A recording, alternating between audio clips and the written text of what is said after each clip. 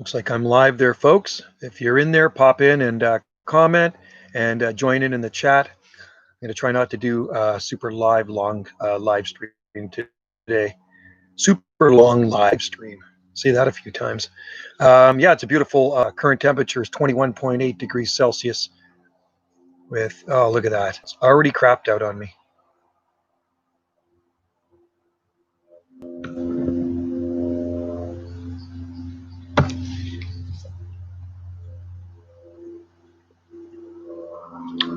Bear with me, folks. Connection looks like it's really bad here. So if I fade away really fast, it means the internet connection has died out. Doesn't seem to be the greatest internet here on the very north end of Salt Spring Island. So I went out for a motorbike ride this morning, went over to a friend's place, took a bunch of pictures, shot a video of his beautiful garden. He's got a lot of lilies. He's a lily collector, so a lot of Asiatic lilies in bloom. And he's got these two massive giant redwood trees in his garden that he planted. I guess it was in the late 70s. I thought it was 81. He said it was 79, somewhere around there. And they're big trees. So I shot a video of that. I'll upload that right after this. And then I'm going to head off to the saloon just down the road from us, Hal's Saloon, and I'll shoot a video and take some pictures of his bananas. He's got a beautiful grove of Musa Baju, but he's also got an Ensete ventricosa Morillii, the Abyssinian red banana. So that should be growing. I haven't been there for a couple of weeks now, and he just messaged me and he says, come on down to the saloon for a afternoon drink. So he loves his Molson Canadian, and we'll go have a cold glass of beer with him. So I hope you're all having fun out there, enjoying the weekend. And looks like we're locked into a high pressure system here now. So more dry weather. It has been dry here. And we had a light sprinkler rain the other day, but no measurable precipitation. So I've been doing a lot of watering here in the garden. So I know in a lot of places in the southeastern states, you guys are having a lot of heat, and in eastern Canada too. Heat and humidity, killer humidity. Right now, like I say, humidity here is 53.9%, and it's feeling really beautiful. I do love this weather. It's good for doing everything, working and hang out in the garden, go to the beach or the lake or whatever you want to do. Here, there's a lot of tourists around. Our accommodation is now open, and we're into the second week of opening, and it's been full up with mostly local people from the Big Island and also the mainland, Vancouver. And we got people here right now. We got people, they're checking out tomorrow, and then there's somebody checking in right after them. So Wendy's keeping busy. The gallery's also open. We just had some people stop by to the art gallery there, and we have some other people coming by later today, hopefully. And they're looking at some painted skateboards. She's got some tropical scenes painted on some old skateboard decks that my son was tossed aside when he used to skate back in the day, my oldest son. And instead of throwing them out, well, he was going to throw them out, but I rescued them. And I have a stack of them in the basement. So Wendy's decorated them with some of her artwork. And somebody noticed them on one of my pictures that I posted. So they're interested in getting one of those. She likes to do some tropical paintings as well, which are quite nice. So anyway, garden here is a jungle right now. It is a jungle garden.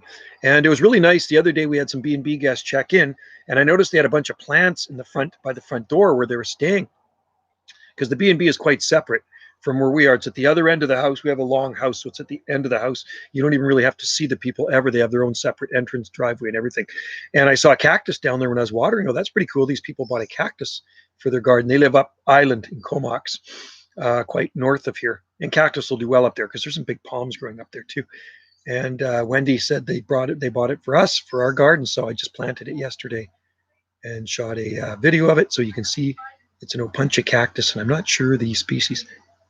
Sounds like we have customers at the gallery. We do have customers at the gallery. So I'm not going to do a long live stream right now. If I don't see any comments showing up in here in the next few minutes, I will turn this off and I will start live streaming maybe a little bit later. And before I leave to go to Hal's Saloon, I'm going to water some of the gardens. Quite dry. I have to go water and fertilize the bananas. I'm going to go hit them with some Miracle Grow, because they love water and fertilizer. So if you're growing bananas, folks, they like water, fertilizer, and heat. And you want big bananas, you water and fertilize them a lot and top dress them. And ours are getting up there right now. I'm sure they're over 15 feet tall easily. And I'm just hoping the biggest one doesn't flower this year, because I hate when they send out a flower pod. I really don't like it, because I'm growing them for the ornamental beauty.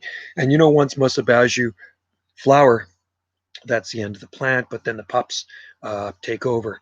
So there's always going to be pups, and they have this indefinite spread. If you have a large, loamy or very big area full of good topsoil, they will take over, just kind of like bamboo. But they're big rhizotomous herbs. You got to remember, bananas are not palms or trees. They are giant herbs, okay? And Musabaju is definitely the hardiest, and there are some hardier ones too that will work in the North Pacific. The problem is they're not always ready available at nurseries, and a lot of them you have to acquire on the internet, and maybe through eBay seeds, or you can probably get live plants shipped to you, especially in the States. A lot easier to get plants than it is up here in the North Pacific.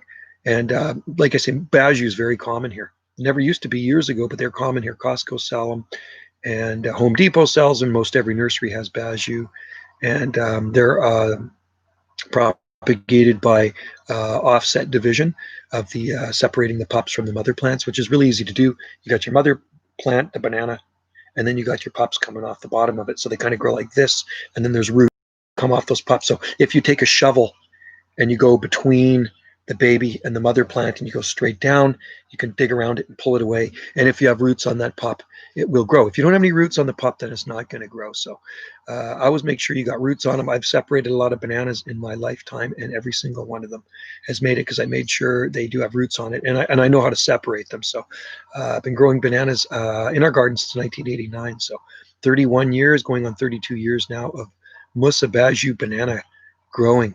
And the guy I got them from planted them in 1984, and they were mother plants, 34 feet tall, in his South Vancouver garden, which were very impressive. I remember the first time I saw them was in 1988, and I was absolutely blown away, because I'd seen pictures in some local gardening magazines, Island Grower, and I think it was Western Garden magazine or something like bananas growing in a local garden, and I kind of scoffed at the idea. I knew palm trees grew here, but bananas, and I met up with the guy, and it's like, wow, man, bananas do grow here. And he had these impressive bananas that will rival any bananas growing in the deep South. I'll tell you, they were 34 feet tall.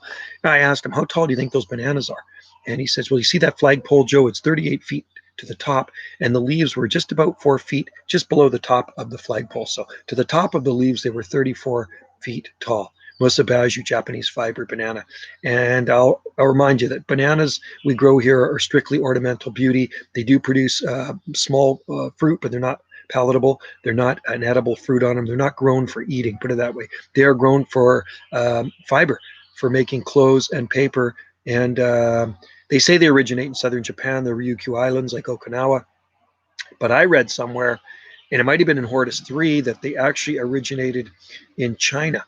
And that could be true. I mean, there's a lot of plants we grow here that come from China and different parts of Asia, but they may have originated in China and then were introduced into southern Japan many, many moons ago. But nevertheless, they're a very nice ornamental plant to have in your garden. And if you want big, bold, dramatic, tropical-looking leaves in a northern climate, that's the one for you. They give you the wow factor.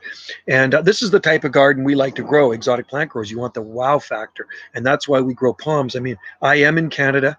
And most people that don't know too much about gardening, if they see palm trees in Canada, they're kind of blown away. You people know that palm trees grow here along the Pacific coast of Canada.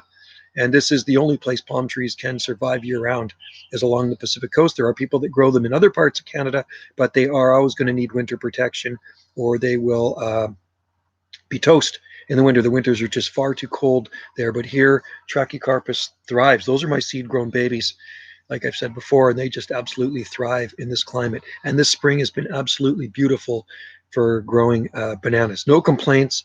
At spring and summer has been absolutely amazing here. I wish we would get rain throughout the summer months, but unfortunately our summers are not like that. It's very dry here in the summer. And once we get the high pressure system that locks in, it is now locked in. Yesterday was cloudy, and And today is absolutely beautiful, and I see the long range forecast is more weather like this. So it it means a lot more watering, because when we have the cloudy cooler days, there's less evaporation. So when I water, you can go a few days or 4 days without another watering, but now it's going to be pretty much every day. Lots of water. Anyway, folks, I'm going to back on out of here now because I don't see anybody commenting in there. And I would presume you're probably out enjoying your garden, maybe at the beach, maybe at the lake. Who knows what you're doing, but you're enjoying the good weather. And that's a good thing. You're not stuck on the computer watching boring old me yap about palms.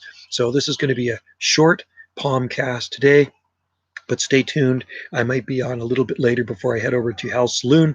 And I'm going to upload a video right now of the Sequoiadendron giganteum growing in my friend Rob's place. And they are massive trees. Got two of them growing in a small backyard. And you can see the size of these monsters. All right. So anyway, folks, stay safe out there. Thanks for tuning in. If you're just watching, kind of just sandy bagging on the side and not commenting, that's fine too. And we will talk later. And please join in. Feel free to join in if you're around on the live stream podcast. Thanks again, guys, and thanks for subscribing and watching Banana JSSI. Stay tuned for daily uploads. Cheers to you.